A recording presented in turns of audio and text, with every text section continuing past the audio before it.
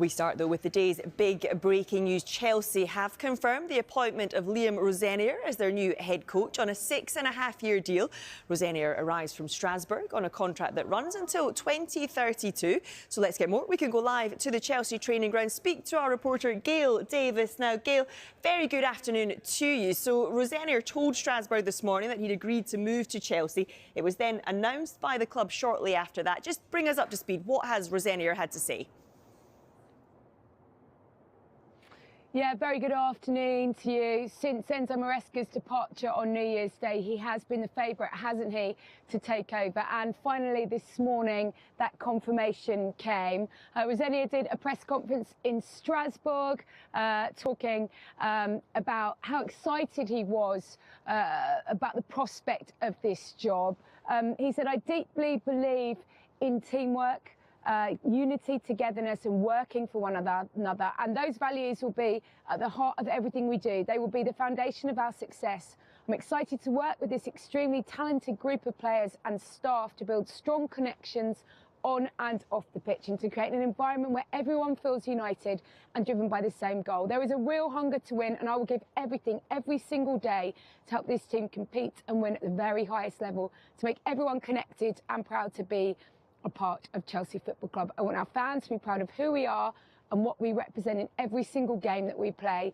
They are the soul of this enormous, historic and huge football club. I cannot wait to meet you. I cannot wait to get started." So that was in Strasbourg this morning, having been at Chelsea yesterday, having talked and having actually spoken to the interim manager, Callum McFarlane, late last night. He is expected here today at some point this afternoon to meet the players. They're out training back after yesterday off, having played Manchester City, and it's expected that he'll be in the stands tomorrow night when Chelsea take on Fulham at Craven Cottage. And from there, well, it feels like a little bit of sort of see what happens in terms of Callum McFarlane and how he hands over and when he hands over. But Rosenior will be in charge for the cup game against Charlton at the weekend. And Gail, it is Callum McFarlane that will be in charge for that game against Fulham. Has he had anything to say about Rosenior's appointment?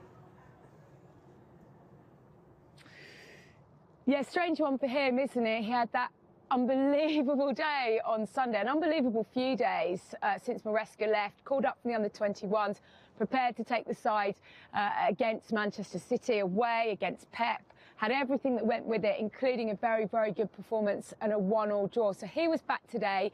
He is taking charge of the team against Fulham tomorrow night. And as I briefly mentioned, he has had the chance to speak to Rosenior, and this is what he had to say. You had a chance to talk to him. Did you meet him briefly yesterday? How does it look tomorrow night in terms of who's going to be where doing what? I spoke to Liam briefly last night. He's obviously really excited about taking the role. Just a brief conversation. So my understanding is he's going to be at Cobham later on today at some point. So I'm sure I'll catch up with him more on that. And the second part of your question, yeah, I've been told I'm leading the game tomorrow. So to try and do as best a job as we can, as we have done, and yeah, give him the 3 points to move on and build from. Obviously, having taken a point at Man City against Pep, did you give him any advice on the phone when you spoke to him last night? No. When you have that conversation, what are the words in terms of what he's coming into? Would you say to him? Will you say to him this afternoon? Yeah, the conversation was really brief. Probably keep most of that private if we can. I wouldn't be giving him any advice. Liam's an accomplished coach. He's had a really good start to his career. So I'm sure he's got his own ideas and things that he wants to attack. So I'm here to support him with whatever he needs in the best way I can. But I won't be giving him any advice. Your paths ever crossed before? Sorry? Have your paths ever crossed before? Like, if you've done coaching, do you know him, friends of friends? Because it's normally sometimes throws up things like that, doesn't it?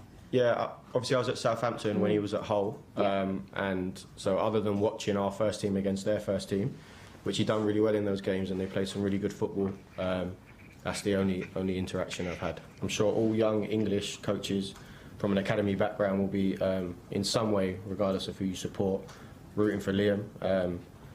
it is really inspirational for young academy English coaches to see that someone get that job of that profile, and we all hope he does really well.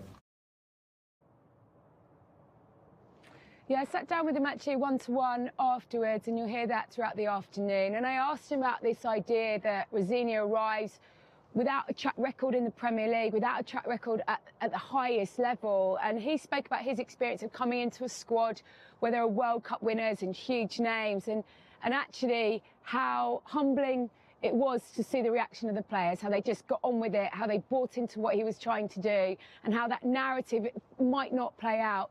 Also really interesting to speak to him about the structure, about how Strasbourg and Chelsea is so aligned in what is expected of a head coach.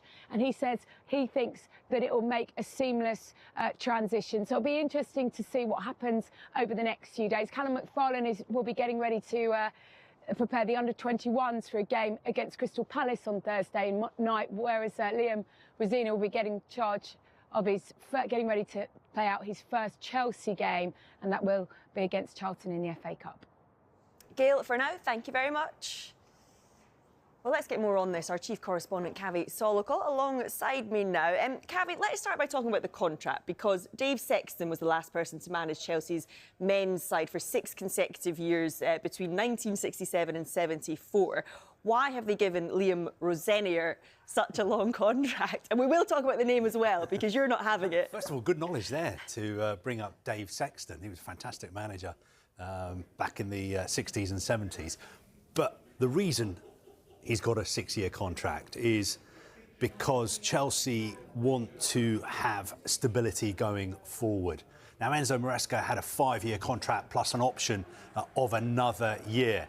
Now, the bottom line is all these contracts have break clauses in them. So I know from the outside looking in, it's easy to criticise Chelsea and say they're absolutely crazy giving him a 6-year contract, because if they sack him, then it's going to cost them a fortune. It's not going to cost them a fortune, because these kind of contracts have break clauses in them.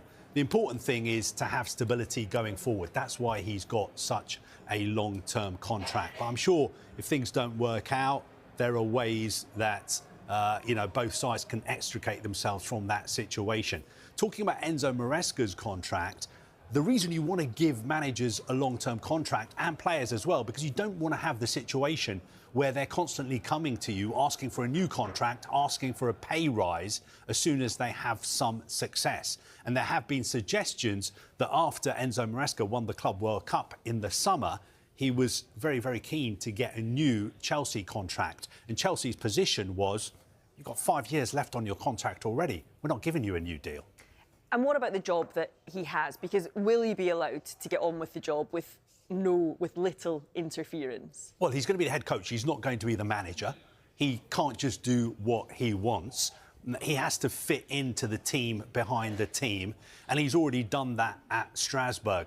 I think the important thing for him going forward is that he has to demonstrate that he can do certain things better than Enzo Maresca was doing them. So, for instance, his relationship with the media, the way he conducts himself in news conferences, he has to be on message. Also, his relationship with the medical department. We know there was a lot of friction between Enzo Maresca and the medical department, because the medical department were telling him which players could play, which players couldn't play, and Enzo Maresca wasn't always happy with the advice he was getting there.